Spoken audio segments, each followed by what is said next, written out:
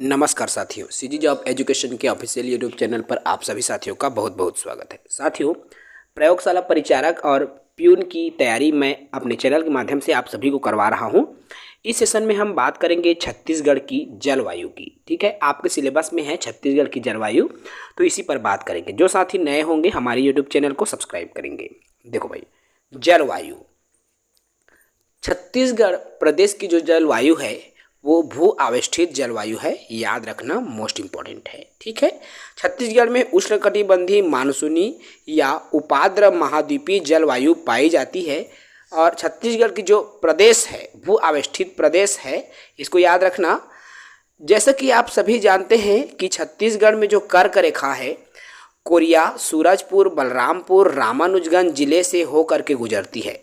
और कर्क रेखा में स्थित होने के कारण ये जितने भी जो हमारा जो प्रदेश कहना चाहिए, ठीक है, इसी कर्क रेखा की वजह से गर्म है। ठीक है, छत्तीसगढ़ समुद्र से दूर होने के कारण समकारी प्रभाव से दूर है। अब देखो ये भू आवेष्टित प्रदेश क्या है, तो वह प्रदेश जहाँ केवल और केवल राज्य ही स्थित है, भूमि ही स्थित है, वहाँ पर समुद्र नहीं है, उसे भू आवेष्टित प्रदेश कहलाता है। अर्थात छत्तीसगढ़ एक ऐसा राज्य है, अभी हमारा ऐसे राज्य में से एक है जिसमें किसी भी कोने में वह समुद्र से जुड़ा हुआ नहीं है। अर्थात जितने भी अन्य जो राज्य है उसी की सीमा रेखा को छूता है। कहने का तात्पर्य है दोस्तों कि छत्तीसगढ़ जो है समुद्र से बिल्कुल भी सीमा रेखा को नहीं छूता है, इसलिए ये भू आवेष्टित प्रदेश में आता है हमारा छत्तीसगढ़। दूसरी बात यह है जो छत्तीसगढ़ है, छत्तीसगढ़ की सीमा रेखा से कोई भी और जो देश है, अर्थात किसी और देश की सीमा रेखा इससे जुड़ा हुआ नहीं है। अर्थात ना तो ये किसी आया समुद्र से, सागर महासागर से जुड़ा हुआ है, ठीक है, और ना ही कोई देश से जुड़ा हुआ है।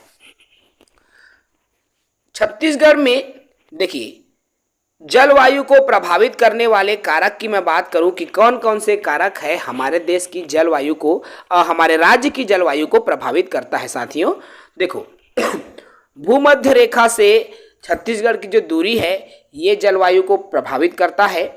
समुद्र तल से इसकी जो ऊंचाई है ये भी जलवायु को प्रभावित करता है। साथ ही साथ जल व स्थल में चलने वाली जो हवाएं हैं, पर्वत श्रेणी की उपस्थिति है, ये सभी जो है छत्तीसगढ़ की जलवायु को प्रभावित करता है। टेम्परेचर पर मैं बात करूं, तापमान पर मैं बात करूं, तो छत्तीसगढ़ का जो औसत तापमान है 20 से 35 डिग्री सेंटीग्रेड के आसपास रहता है। और शीत ऋतु में इसका जो टेम्परेचर है, तापमान है 15 से 20 डिग्री सेंटीग्रेड के आसपास जो तापमान है होता है। ग्रीष्म ऋतु में ये जो है 35 से 45, अब 50 के आसपास अब जाने लगा है ना। और वार्षिक तापमान, अधिकतम वार्षिक तापमान वाला जो जिला है वो रायगढ़ के अंदर आता है, अर्थात रायगढ़ जिला आता है। और न्यूनतम तापमान वाला जो जिला है अंबिकापुर आता है। ठीक है भाई, आगे बढ़ते हैं। इसमें देखो, छत्तीसगढ़ में ऋतुओं की बात करें तो चूंकि साथियों आप ऋतुओं के बारे में तो जानते हो, लेकिन हम बात करते हैं छत्तीसगढ़ में कौन कौन से ऋतुएं होती है। एक होती है शरद ऋतु, एक होती है ग्रीष्म ऋतु। ठीक है, सभी की बात करते हैं तो सबसे पहले हम शरद की बात कर लेते हैं, शीत ऋतु की हम बात कर लेते हैं। देखो, शीत ऋतु की जो समय सीमा है 15 दिसंबर से 15 मार्च के बीच में इसकी जो समय सीमा है वो होती है। ठीक है, और ये सर्वाधिक जो ठंडा महीना है दिसंबर का महीना होता है। शीत ऋतु का सबसे ठंडा महीना दिसंबर का महीना है, जिसे पूस कहा जाता है। छत्तीसगढ़ में सर्वाधिक जो ठंडा स्थान है, मैन पाट है पेंड्रा। ठीक है, न्यूनतम औसत वार्षिक जो तापमान होता है अंबिकापुर का होता है। और छत्तीसगढ़ की शिमला किसे कहा जाता है, इसको याद रखना, मोस्ट इंपॉर्टेंट है। मैन पाट को छत्तीसगढ़ का शिमला कहा जाता है। साथियों, इसके अलावा छत्तीसगढ़ के कश्मीर किसे कहा जाता है, तो चैतुरगढ़ को छत्तीसगढ़ का कश्मीर कहा जाता है, इसको भी याद रखना है, यहां से मोस्ट इंपॉर्टेंट है भाई। साथ ही साथ छत्तीसगढ़ के स्विट्जरलैंड किसे कहा जाता है, तो सन्ना जिला जसपुर जो छत्तीसगढ़ का स्विट्जरलैंड के नाम से प्रसिद्ध है। ठीक है, इसके अलावा साथियों आगे बात करें ग्रीष्म ऋतु की। शीत ऋतु के बाद ग्रीष्म ऋतु की मैं बात करता हूं। ग्रीष्म ऋतु की जो समय सीमा है उनकी अवधि कब से कब तक होती है, तो 15 मार्च से 15 जून तक की जो समय सीमा है ग्रीष्म ऋतु का होता है, अर्थात गर्मी का होता है। कड़ाके की गर्मी जो है, कड़ाके की धूप जो है आपको इस ऋतु में झेलना पड़ता है। देखो, सर्वाधिक गर्म महीना की बात करूं तो मई का महीना जो है हमारे प्रदेश में सबसे गर्म महीना होता है, जिसको हिंदी पंचांग के अनुसार जेठ का महीना कहा जाता है। सबसे ज्यादा गर्म स्थान क्या है? छत्तीसगढ़ में सबसे ज्यादा गर्म स्थान चांपा है। याद रखना भाई, मोस्ट इंपॉर्टेंट है। ठीक है, सबसे ज्यादा गर्म स्थान क्या है प्रदेश में? चांपा। सर्वाधिक औसत तापमान रायगढ़ की है और सर्वाधिक जो गर्म जिला जांजगीर चांपा जिला, रायगढ़ और बिलासपुर जिला आता है। द्वितीय ग्रीष्म की जो अवधि है, द्वितीय गर्मी की अवधि अक्टूबर क्वार के उमस जो भपके टाइप के लागते ना संगवारी हो, हमन एकदम भपकइन लागत रहते, तो ये अक्टूबर के महीना में देखल ले। अक्टूबर के लास्ट में जार के कुनकुनाहट सर्दी आ जाते है ना, नवंबर में तो फिर सर्दी शुरू हो जाती। ठीक है भाई, आगे हम बढ़ते हैं वर्षा ऋतु पर। तो वर्षा ऋतु देखो, छत्तीसगढ़ में मानसून का आगमन कब होता है? तो मानसून का आगमन 10 से 15 जून में बस्तर से ये मानसून का जो आगमन होता है, और वर्षा ऋतु की जो अवधि है 15 जून से 15 सितंबर तक चलता है। ठीक है, वर्षा की जो प्रकृति है मानसूनी प्रकृति की है, और सर्वाधिक जो वर्षा साथियों बंगाल की खाड़ी शाखा में सर्वाधिक वर्षा होती है। अब यहां आता है मानसून शाखा।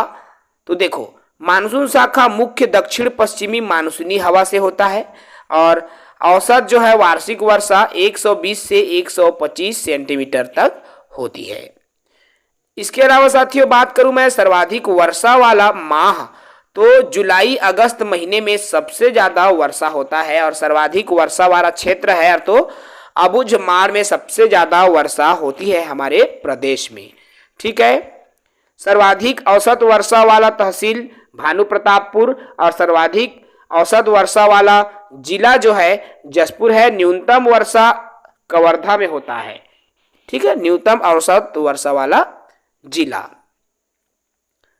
क्लियर भाई। इसके अलावा साथियों देख सकते हो यहाँ प्रदेश में जो चक्रवर्ती वर्षा है वो दिसंबर जनवरी के आसपास जो है आपको देखने को मिलती है। प्रदेश में शीत ऋतु में भी कभी कभी वर्षा होती है ना, तो ये अक्टूबर नवंबर के आसपास के महीना में ये जो वर्षा है कभी कभी आपको देखने को मिलती है। और इस वर्षा में इस समय प्रदेश में जब शीत ऋतु में वर्षा होती है ना, तो कई जगह करा गिरथे संगवारी हो। आपन देखे हो यह कई ठन जगह में करा गिरथे, अब्बड़ ठंडा लागथे। कंबल हो या रजाई हो है और डबल टिबल साट के ओढ़िया ना, तब होले जाड़ लागथे। काब कौन महीना में? तो ये अक्टूबर नवंबर में जब करा वरा गिरथे ना, तो कड़ाके की ठंडी आप मान लगथे। ठीक है, लौटते मानसून। अब लौटते मानसून के तात्पर्य क्या है भाई? अब मानसून के अंतिम लौटते मानसून में भी वर्षा होते। तो लौटते है ना, तो राज्य के दक्षिणी जिले में मुख्यतः ये होते, जैसे नारायणपुर, बीजापुर, कांकेर और बस्तर के आसपास के जो इलाका है वहां पर। ठीक है, छत्तीसगढ़ में जो वर्षा है बंगाल की खाड़ी से मानसून जो है आती है, छत्तीसगढ़ में प्रवेश करती है। ठीक है भाई, क्लियर है। तो चलिए आज का जो हमारा सेशन था वो मानसून पर आधारित था। आपके शिक्षक देखो, आपके जो प्रयोगशाला परिचारक हैं और प्यून की तैयारी के लिए ये महत्वपूर्ण सिलेबस था जिसको हमने आज के सेशन में बात किया है। अगले सेशन में फिर अगले चैप्टर पर बात करेंगे। तब तक के लिए विमल सर को इजाजत दीजिए। जय हिंद, वंदे मातरम।